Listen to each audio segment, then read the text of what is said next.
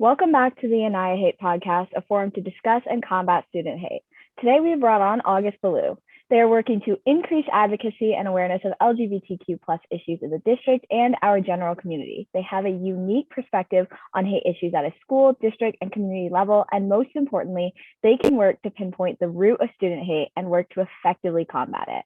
Okay, so August, obviously that brief introduction did not do you justice. So please please give us a brief, yes, please give us a brief bio, background, things that you're passionate about, things that you're working on, all that jazz. Awesome. Well, my name is August Ballou. I am a CCA alum. Sorry, I hate that phrase. I hate the phrase alum. But I did graduate CCA Canyon Crest Academy in 2021. I just finished my first year at the University of Washington studying linguistics. It's super fun. I'm having a great time. I am a transmasculine individual. I use he, they pronouns. Something that I'm really passionate about is community outreach and just the LGBT community and our rights in general, just because, of course. And I'm so happy to be here, Michi. I'm so glad you reached out to me. Yeah, I'm just happy to be here. Perfect. Okay. So I love that you mentioned that one of your passions is community outreach, stuff like that, because given recent events, recent things that have been happening, our community definitely needs outreach, education, all of that. Mm-hmm. So I feel like there's definitely different levels to some of the stuff that's been going on. And this podcast is mainly viewed by students. So maybe we can start there. Let's talk about hate at student level. So you mentioned that you're in college. Mm-hmm. How is that experience different from high school in terms of you feeling comfortable with your identity, comfortable with other people, stuff like that? Yeah, I definitely am at a point now where I'm much more comfortable and confident within my identity than I was in high school and middle school. Definitely. I don't even want to talk about middle school. Good Lord. But I'm really at a point right now where I am confident enough in myself that I'm able to really stand up for my rights and what I believe in, because there is this kind of complacency that I felt in high school where if I felt as though if I were to correct people a lot or to be like, hey, this is my identity, this is who I am, these are my rights as an LGBTQ person and a person in general, it felt almost as if I was complaining or taking too much, where people would see it be like, oh, but I don't know, I can't even really articulate the kind of, I don't want to say shame because I've never wanted to feel ashamed, but there is a sense of I'm not right almost, or I'm different. And if I kind of insist on my identity, it makes it feel like I'm taking too much. And that's kind of the thing that I felt with a lot of my youth. And now that I'm in college and surrounded by, older people, I live in Seattle, at the University of Washington. So I'm obviously in a pretty good area for LGBTQ rights and LGBTQ people. And so it feels a lot more freeing for me personally. Wow, that's really important. And I think that what you mentioned about location, stuff like that, being surrounded by people that validate you is very, very important. Was that present in high school? For me, there definitely were people in high school that were fantastic. I mean, we're lucky enough where I was and to live in San Diego, where of course there is a lot of affirmation, but there are definite parts of San Diego that aren't as great. I still recall, certain comments that were made to me, certain realities that I was definitely made aware of during high school, just in the virtue of, attending a public school. With, there's tons of different people, and that's great. But it also means that there are people who maybe aren't educated or maybe don't even care to be educated about LGBTQ topics and issues. And yeah, that was definitely for me. But I think that it was better here than it would have been if I had been anywhere else. And I am definitely grateful for that. That's definitely good. Yeah. Yeah.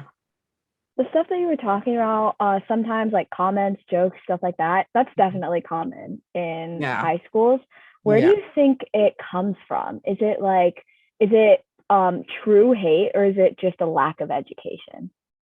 I think I think it does come from definitely a lack of education. I don't believe that any really high schooler or any youth, anyone, any minor really has the capacity for such staunch, awful like hatred, Hmm. really, because of course you're still learning, you're being affected by the people around you.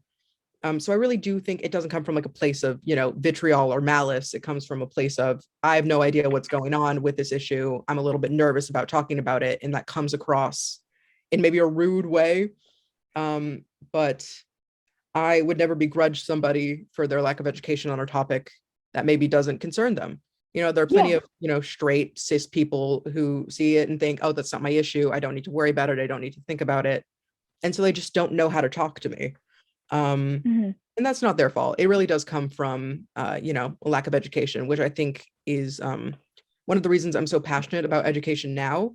I work with kids, and being in that position of maybe being the first trans person these young kids have ever met, or being the first LGBTQ person that these kids have ever been exposed to, especially, with COVID, where, you're around your parents and isolated from the world for so long, you Mm. might not have the opportunity to meet, LGBTQ people.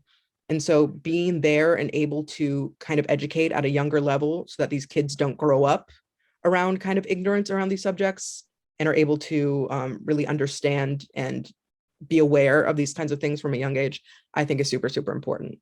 Um, Definitely. yeah. I love how you talk about working with kids and that kind of exposure and them being able to see. I think it's very empowering for kids to see Mhm. people of different identities, stuff like that, and being surrounded by that. Mhm.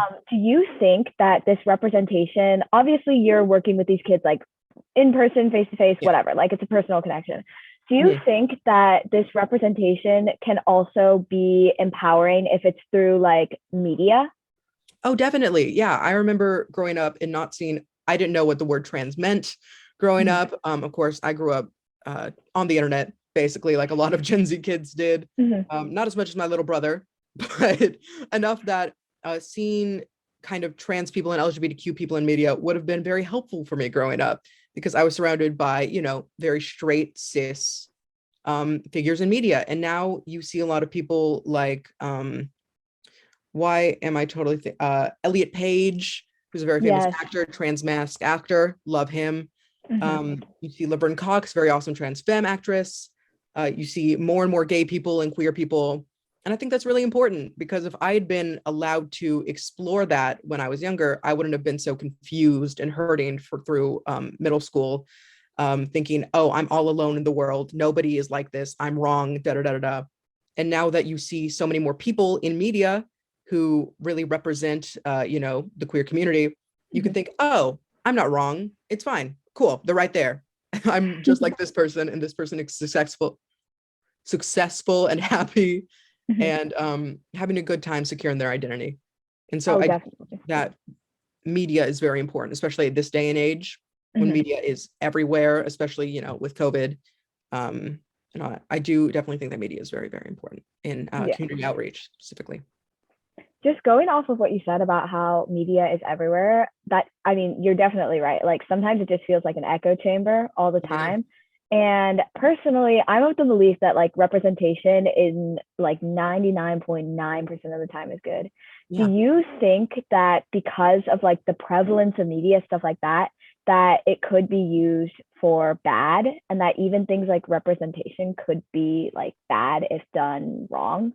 Yes, absolutely. I talk about this all the time with my friends, specifically when it comes to mental health. There are Mm-hmm. so many kind of pieces of media out there that are like, this is what mental health is, and then it's Mm. terrible at expressing Yeah. mental health issues, and they almost demonize it. Like, oh, Mhm. this person has depression, so they like committed crimes, and I'm like, okay, cool, awesome. Thank you for that representation. That has nothing to do with actual mental health issues. Or I think there's a new movie coming out, They Slash Them, or like They Slash Them, which is like a horror Oh movie. yeah.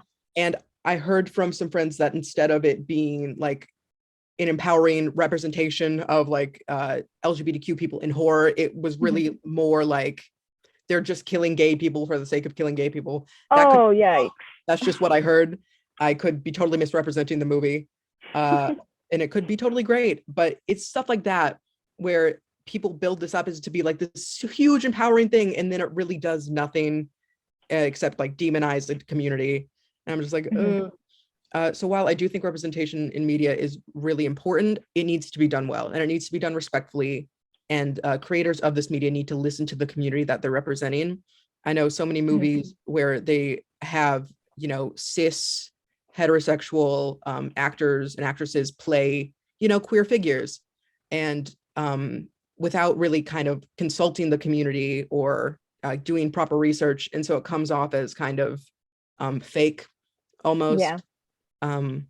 So as long as media is being respectful and you know, actually doing research, I think it's super, super important. But you are right that it can be like totally harmful if it's done incorrectly. Yeah. On that, it's so like frustrating to hear about these pieces of media that are like badly researched or just like villainize queer people or people of color and stuff like that. Yeah. Do you think that on balance, there's more like bad representation than good representation, or is it the other way around? That's a really, really good question, actually. Because in my experience, there's always going to be good and there's always going to be bad. Yeah.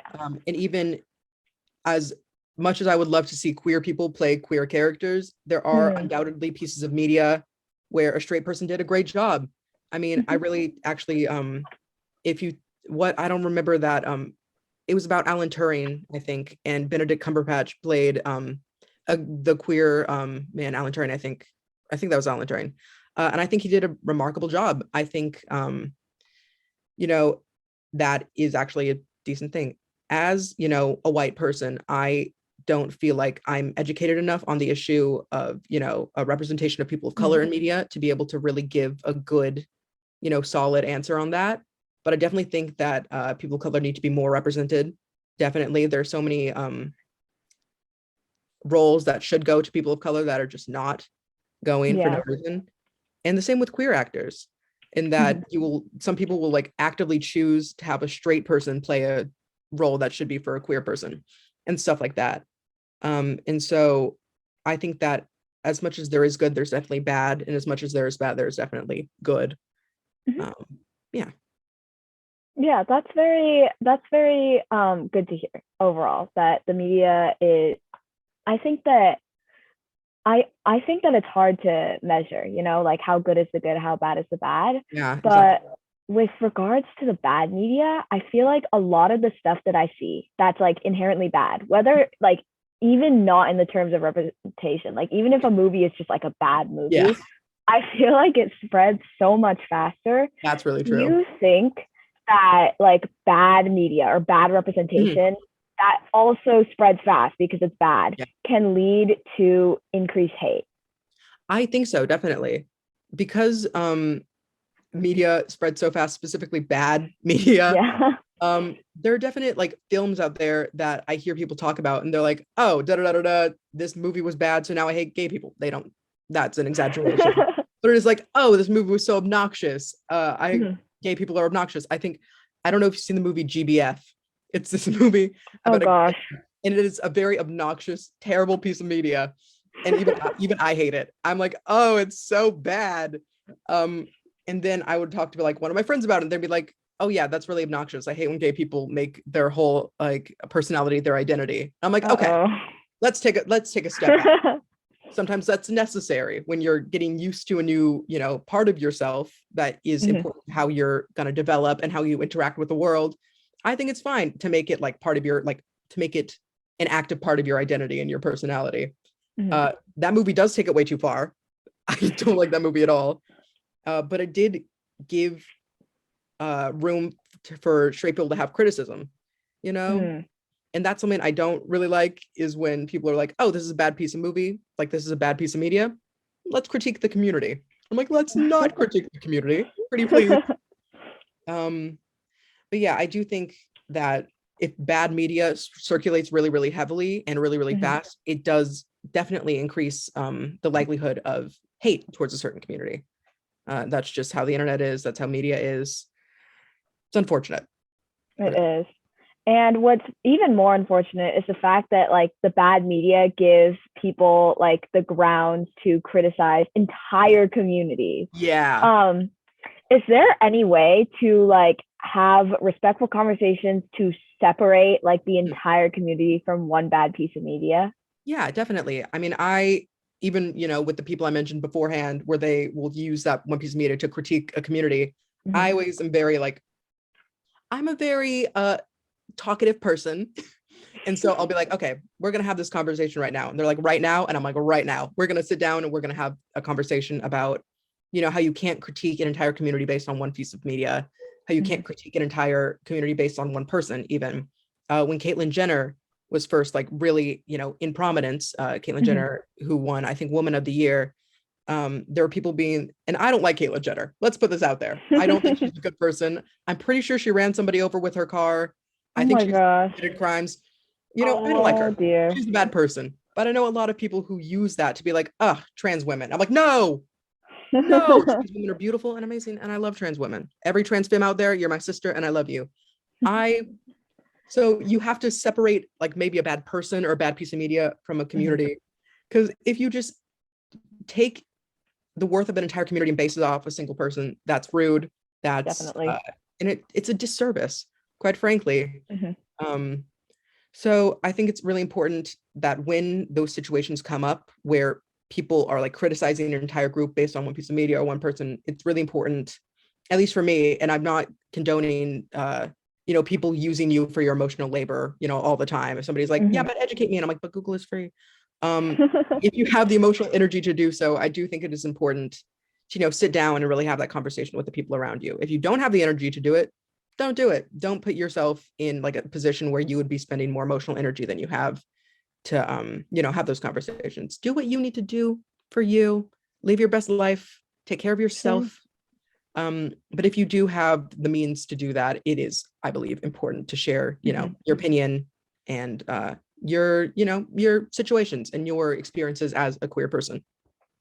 Definitely. I think that's very valid, especially the part where you mentioned like having the emotional energy to Mhm. talk to people, because Yeah. some people are just very, very set in their opinions and it's Yeah. very frustrating. Mhm. Um, so what contributes to that kind of stubbornness and like deep rooted hatred? Is somebody like, I don't know, is somebody born that way? Are they raised that way? Is the hate taught to them? Yeah. Like, where does that level of hatred come from?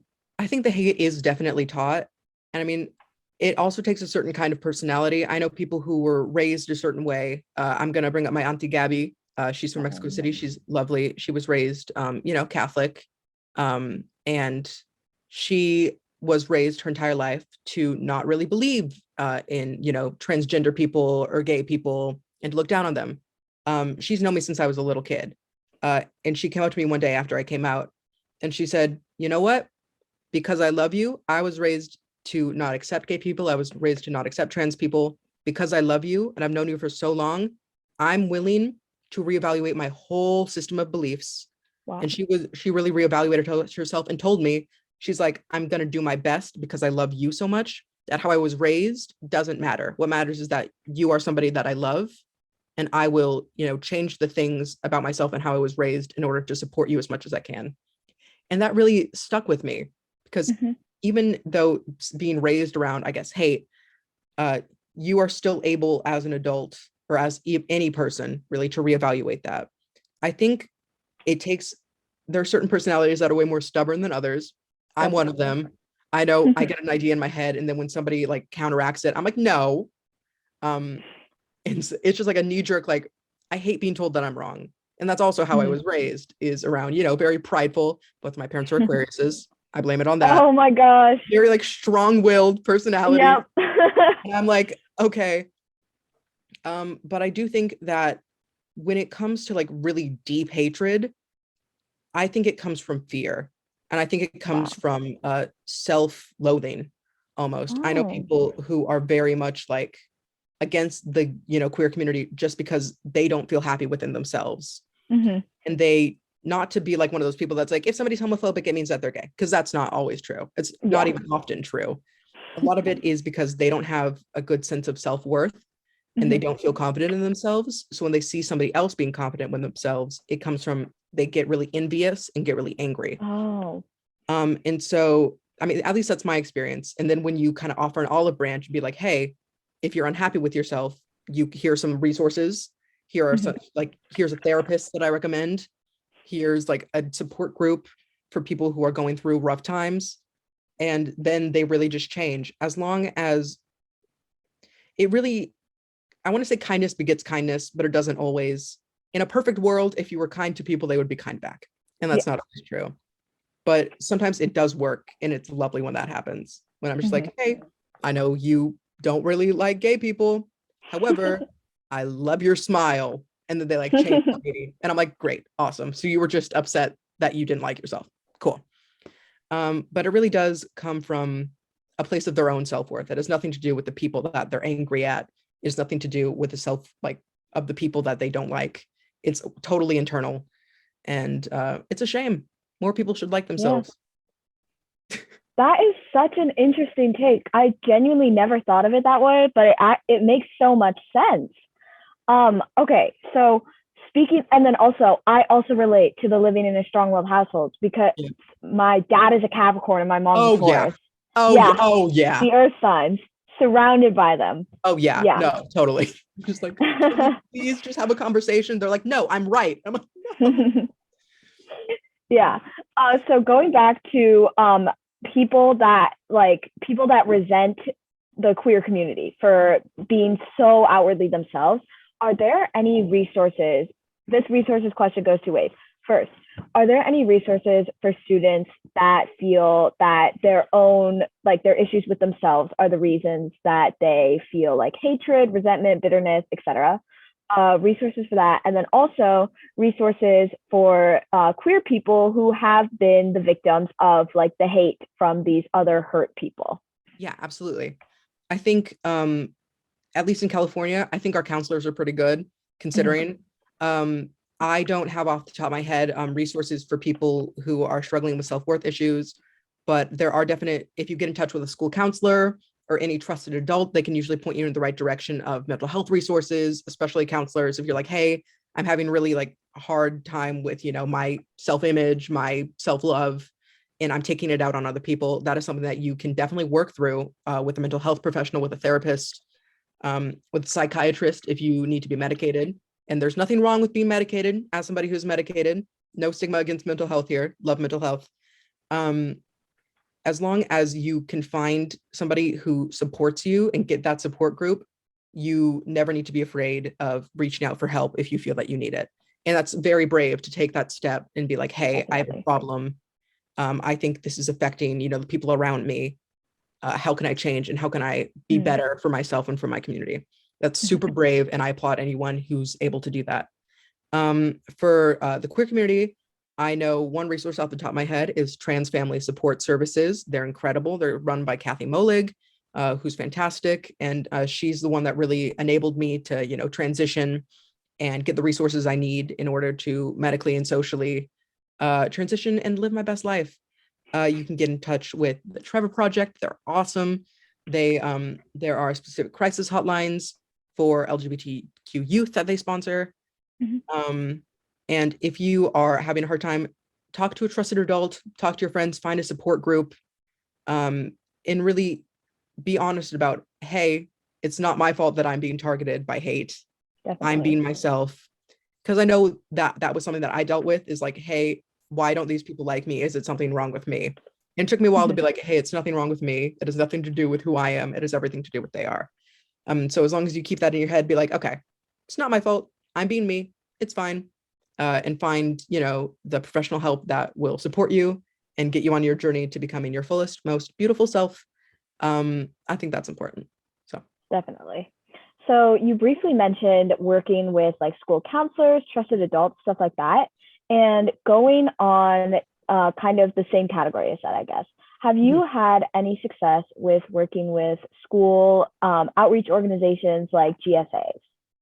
Yes. I was actually the president of my middle school GSA one year. I was technically vice president, but then the real president like kind of dropped out, and so I became president, which is nice. Very cool of me. I think GSAs do really help. It got to the point for me where it didn't help anymore, and that's totally fine. It's totally fine. You go to a place, if it helps you, that's amazing. If it stops helping, don't feel the need to keep going. But GSA definitely did help me when I felt very alone and I felt like very weird and ostracized. I was able to find a community with trusted teachers and staff who were able to be like, hey, I know what you're going through. We are the same. Here's support, here's resources. You're good. And I'm like, amazing.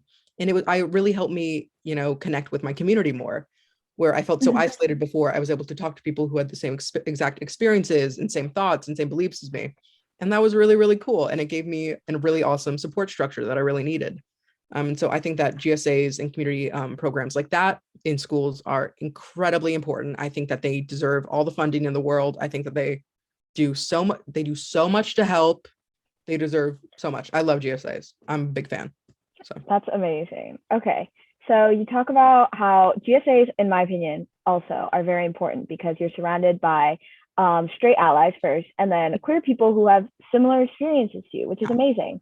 So how did being surrounded and kind of being exposed to people with similar experiences validate your identity as a queer person and empower you to become the vice president, then president of your GSA, stuff like that? Yeah, no, definitely. One of my like worst feelings ever was the feeling of like nobody is like me. I'm all alone and I'm wrong. That's a terrible feeling to have. As soon as I got into a GSA, I met somebody and we clicked like that. And we became like really fast friends. And they're like, hey, you like this show? And I'm like, I love this show. And they're like, I love this show. And I'm like, you're gay? And they're like, you're gay. And I'm like, we're gay. And it was really awesome because it really empowered me to be able to, identify myself in a certain way. When I first came out, I was in 6th grade on a Navy base in Yokosuka, Japan, which was lovely, but it was a Navy base. And as much as I support our troops, they're not really great with that kind of stuff. And so I was the first person in my entire grade to come out. I was like, and at that point, I had only come out as bisexual. I no longer identify with that, but it was an important first step for me to be able to say, I'm not straight, and it felt really weird to be the only one. And then as soon as I was part of a GSA, I'm like, great, I have a community that will support me and love me. I have a community that I can love and support in return. And it felt really, really validating. And it gave me the space I needed to explore with myself and figure out who I was and what I wanted to identify as and what felt right with me. Because being able to explore yourself is so much easier when you have a community to back you up. When you're alone and struggling with that just internally, it's a lot more difficult. And so being part of a GSA really did help me find myself. It was really cool. Yeah. Love this. Having that community is just so important, not only for like realizing things about yourself, exploring your identity, stuff like that, but also advocating for yourself if you experience like hate, discrimination, stuff like that. How did having that, going from like feeling isolated to having that community, help you feel empowered to advocate for yourself? Yeah, it was awesome. I did experience a little hiccup I'll call it a hiccup in my 8th grade year, where I experienced some transphobia from a teacher. It was kind of weird. I'm not going to name drop. I'm not going to do that. But he was a PE teacher. And I'm like, hey, my name's August. I go by he, him pronouns. I now go by he, they, but at the time, I go by these pronouns. My name's August. Please just treat me normally with respect and let me run with the boys, And he's like, he calls my dad at work. My dad, I don't even know if he got my dad's number, which is ridiculous. And my dad's a great ally. My dad's a really cool guy. Love you, Mom. Love being home for the summer. But he called my dad at work, and I don't even know how he got his number. It's like, did you know your daughter wants to be a boy? Which is, first of all, really dangerous, because if my dad had been supportive, that could have resulted in life-threatening complications and consequences of that action. Luckily, my dad is the best and said, oh yeah, no, my son and I discussed this. And so love Victor, really cool dude. But it was just really a bad thing to do that this teacher did, because you could have seriously hurt me. And so I talked to my GSA and I'm like, hey, is that normal? Is that like something he can do legally? And because, I had teachers there, they're like, Staff are not supposed to contact your parents for this. Yeah. Staff aren't supposed to endanger your life like that. And they gave me the resources and the support I needed to take it to the principal and be like, hey, one of your staff members potentially could have endangered my life. Right. And so without that, I don't think I would have mentioned it. And I don't think that teacher would have gotten there wouldn't have been repercussions for him. I mean, he kept working there because of course, but he did, receive repercussions. There were actual consequences to his actions that that would not have happened if I hadn't had that, support structure. If I hadn't had those trusted adults with me to be like, nope, that's bad. Let's talk to the principal.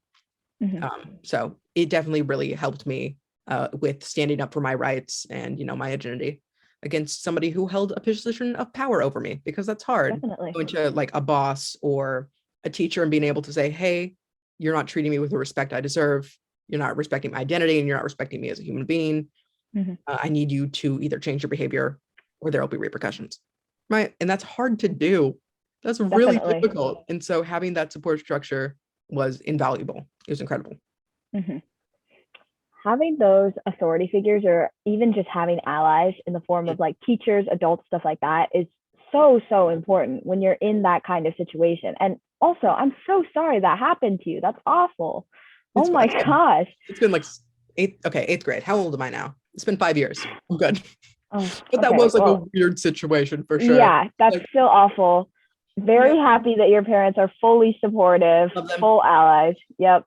They're great. My mom bought me a flag the other day. Wait. Oh my gosh.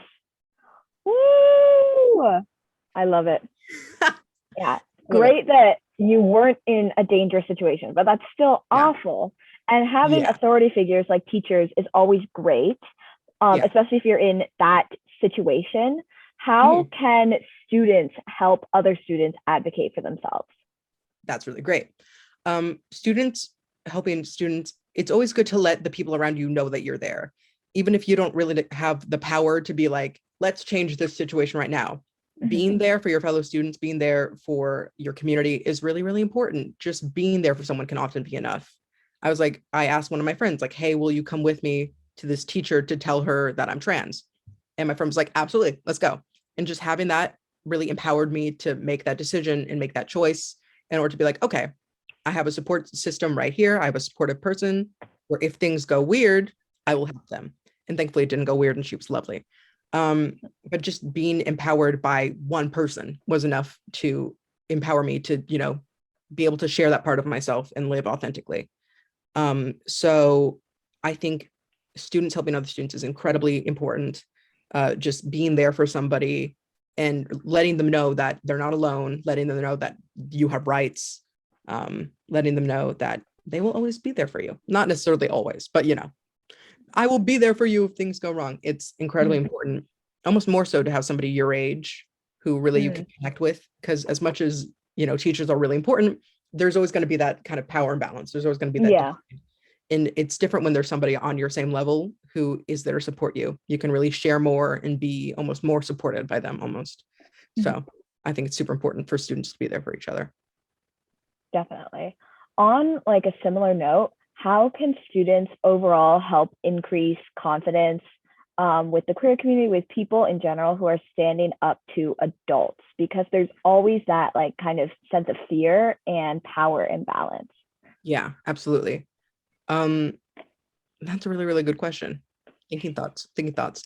I think it's super important that I always think there's a lot of strength in community, strength in numbers. And so if students, I really liked the no place for hate kind of agreement that went around schools where you would like sign up, be like, hey, this is no place for hate. I am saying that I don't want this to be a place where people are afraid. I don't want this to be a place where people don't feel confident within themselves. So I think that's things like that, those gestures, like the no place for hate presentations that at least I went through. I think those are super cool because it really allows the community to come together and say, this is something that we are not going to allow. And that really is empowering to have a whole community behind you saying, we will not let hate prosper. We will not let it happen even. And so that's very empowering, especially with that power imbalance where there's so many people and there are significantly fewer teachers. Putting that out there. Viva la revolution.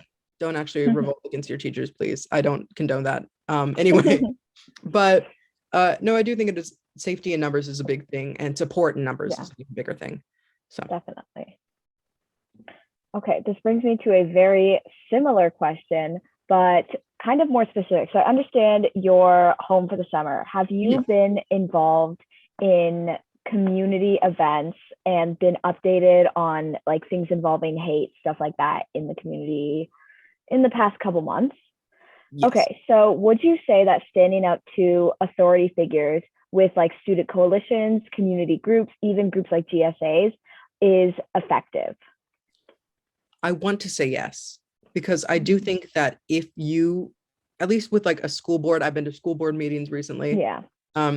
Not that I'm in the school board anymore, but I have a little brother. I mean the school district anymore, but I do have a little brother, and it's important to me that he is, you know, protected and safe and has the same rights as every other student.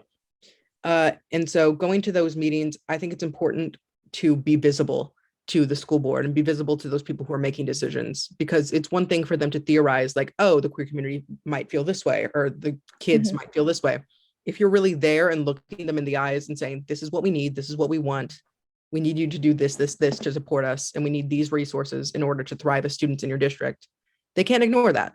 I went there to protest against a comment that was made against transgender children, because it, again, at the school board, it is about kids, it's about minors. And so for them, there was a comment made about trans people in sports, and I'm like, okay, cool, you're attacking kids doing sports, love that. That's sarcastic, I don't love that.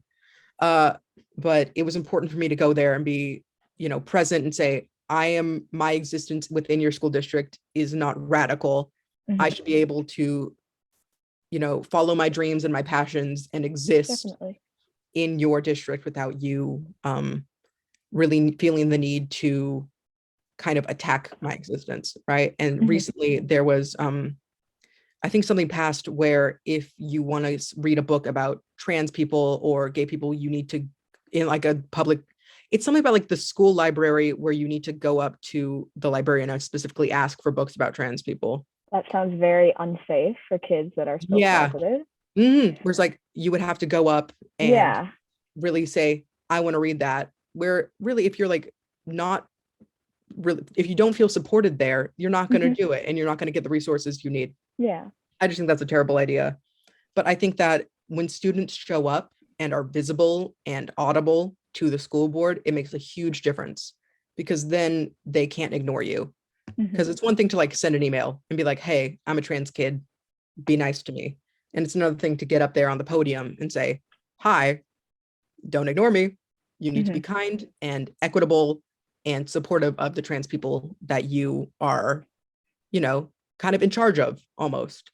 So yeah, I do think it makes a big difference when school outreach groups like GSAs and clubs like that are able to get in front of those people and really make their voice heard and make their opinion known. Definitely. That sounds overall very empowering. And you're talking about these recent like policies and rules and stuff like that, which all of them I have issues with. What do these exclusionary policies, what kind of message does this send to the queer community? Yeah, it sends the message that it feels very ostracizing.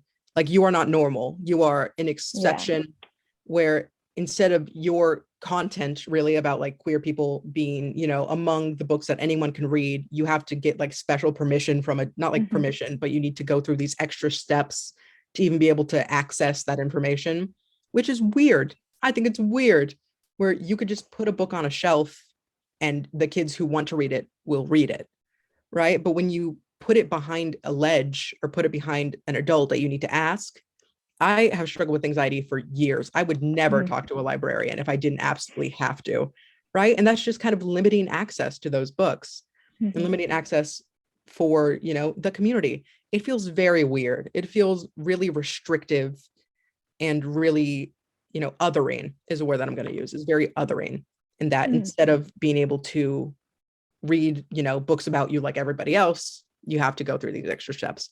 I'm very against that policy. Definitely, me too. Very harmful. It sounds extremely isolating too, because it's characterizing queer people as like inherently different from like Yeah, from like, regular people, which is just Exactly. so stupid. Yeah, Yeah. exactly. Do you Just think that this lack of resources can lead to even more discrimination or hate, like in a classroom setting? oh, absolutely. Absolutely. I mean, able to um if you aren't able to, what am I thinking? What is the word? It's totally slipping on me. If you aren't able to be made aware of these issues, then you will have no idea what to do when they present themselves, Hmm. right? Where if you don't have the resources you need to really become yourself, it's going to be a huge problem. Sorry, I'm like totally blanking. Remind me what the question was one more time. I got this. I got this. I got this. Does the lack of access to materials that either increase like education about the queer community or just like books that tell Mhm. queer stories, does that lead to discrimination in classrooms? Yes. Thank you. I just like totally blanked on it for a second. No, Yes, you're good. absolutely does. If people see it as an other thing that they don't need to worry about, they won't bother researching, they won't bother trying to, connect with queer people. And so it will lead to excess hate, because hate at its very basis form is fear, fear of the Mhm. unknown, fear of something that you have no idea what's going on with, right? And so when you take away the resources needed to understand the queer community, there will always be that kind of ignorance and always that fear, Got it. and that will lead to hate. I think that hate against the LGBTQ community would be significantly decreased if LGBTQ topics were taught throughout school. I even in history class, I'm like, will we ever talk about the Lavender Scare? Will we ever talk about the Hmm. Stonewall riots? Will we ever learn about those social issues ever? Hmm. And the teacher said yes, and then we didn't. Oh my gosh. And so in that's in high school. So even in elementary school, you should children should be exposed to these things because they're part of life. And if you aren't exposed to them, they're going to freak you out later and lead Mhm. you to be, and you will lash out later. So I think that education is super, super important. And if you refuse to educate kids on this, then you are complacent in the hate that will spring from that. Got it. That makes so much sense. Just this cycle of like being deprived of access to materials that help you learn Mhm, and then growing up afraid and that leading to hate. Do mhm. you think that adults in our community are hateful not because they genuinely hate the queer community or genuinely hate like certain communities, but because they're scared? Yes, definitely. Because queer people are people who are different, and ingrained in every human being is the thought that you're different from me, and I'm afraid of that.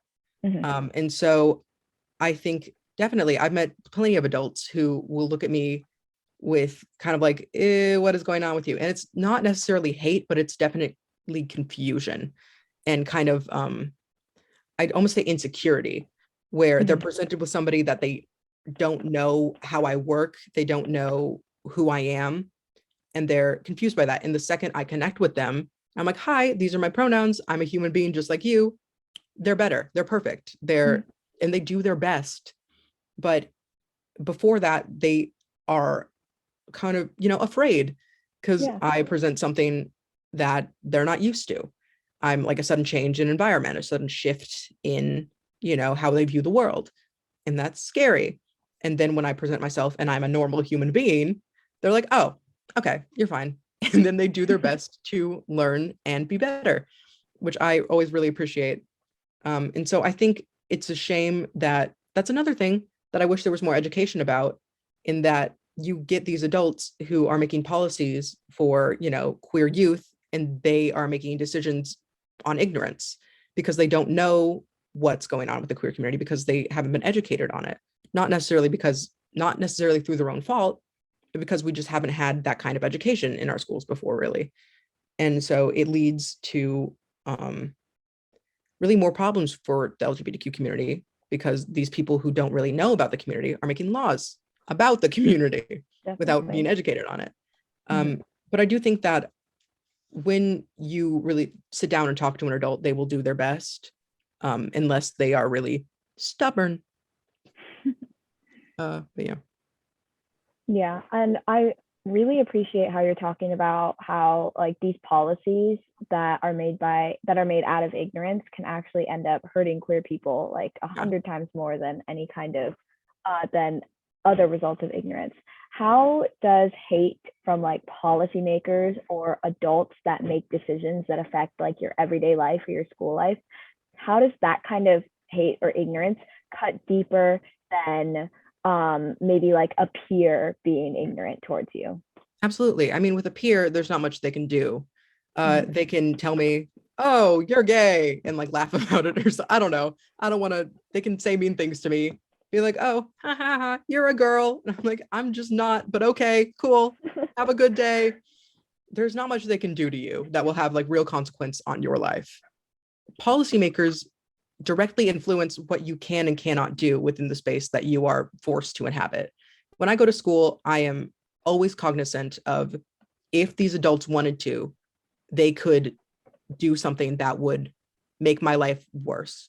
I mean, you see it Wow. with the overturning of, I mean, at a bigger level, of course, than the Yeah. school. You see it at the overturning of Roe v. Wade, where these people who maybe weren't educated enough as they should have been on, reproductive rights and, how all that works, are making policies that will directly affect, people with uteruses for years to Yeah. come. And now you hear them talking about, maybe we'll overturn Hodges versus Obergefell, or whatever it is, the one that Yeah. legalized gay rights, or legalized gay marriage throughout, federally throughout the United States. And you Mm-hmm. hear that kind of stuff, and it's like, cool. If these people wanted to, they could take away my right to marry. They could take away my right to have my birth certificate changed. They could take away my right to medically transition or be viewed legally as my own person, Mm-hmm. right? And at a smaller level, through like the school district, these people could take away my right to express myself how I want to express myself, take away my Yeah. right to be addressed how I need to be addressed, and Mm-hmm. act how I want to act. Um, and they have the policy that, made the books, the what that I mentioned earlier. They have Yeah. the policy to restrict those resources that are helping me thrive and exist in the space. And that's so much more hurtful because they affect me. Peers, sticks and stones can break my bones. Kids will be kids and they can be awful. Yeah. But when an adult does that, it's significantly more harmful because it's significantly more impactful. A kid can do whatever, an adult can ruin your life. Mm-hmm. Um, love adults. Don't get me wrong. I love most adults, but there are people who could make my life significantly worse and make the Definitely. life of the queer community significantly worse. Mm-hmm. So stuff like that. Yeah. Even the example that you gave about Roe v. Wade just really puts it into perspective, the like true real world repercussions of uneducated choices. Like Yeah. 9 people not being, or like 6 people not being Yeah. educated enough on an issue that affects hundreds of millions of people. It's Hmm. crazy. Yeah. So obviously, like this needs to be remedied, even if it's just at a student level, a district level, stuff like that. So, and resources that are in schools are being taken away from kids right Mhm. now. Yeah. So, what are educational resources or programs for adults and kids that are outside of like your regular school curriculum? Absolutely. There are plenty of, if you go to a local library, I'm a big fan of local libraries. Many of them will have inventory of books about LGBTQ rights and trans rights, and things like the Lavender Scare and the Stonewall riots. We have access to more media than ever before, and you can find plenty of websites and organizations online that will detail your rights and detail, queer history and queer culture. And there are so many beautiful, amazing resources that you can even get from, what am I totally thinking of? Even social media. You can text one of your friends and be like, "Hey, do you have any cool stuff that I can read?" And my friends will be like, "Here are articles. Here you go." My friends are nerds. If you don't have nerd friends, that's okay too. Find somebody who does have nerd friends, or a nerd. I say this with love. Love nerds. Love my friends. But there are so many articles and so many resources. The Trevor Project, again, I'm gonna blast them up. They have so many resources. Trans family support services, so many resources. Um, and so things like that you can get outside of a school, especially now in the information age. Um, those things are invaluable resources. They're fantastic. Well, thank you so much for that comprehensive list and this entire interview. This was so Yeah. fun. You have so many amazing takes with such great insight into all of the stuff that's going on. And I just really, really appreciated talking to you and you Thanks for having being me. here overall. Yeah, thanks for having me. I had a great time. Yeah, of course. Cool.